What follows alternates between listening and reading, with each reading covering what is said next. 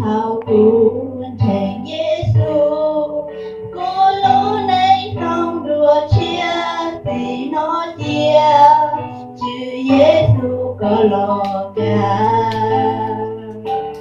Cô lũ này khi tan thọ, trao Giêsu ở tư cho một khó tư, tao non cho như nó cũ. Tại yêu chia nó yêu thương, và chữ yêu tao trên hoa, tôi yêu sao hoa lũ này, có là chữ lũ chia, tôi yêu nhỏ của có vào, chỉ tao lũ có mấy rồi.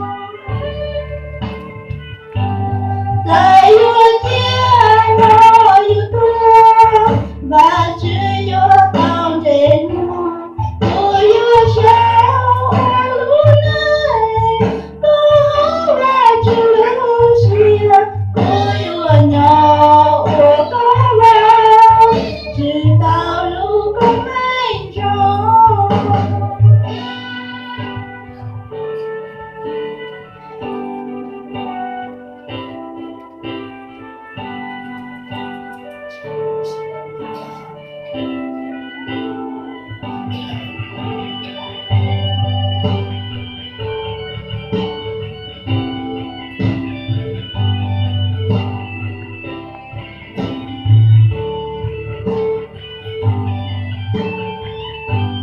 Khi thao cuốn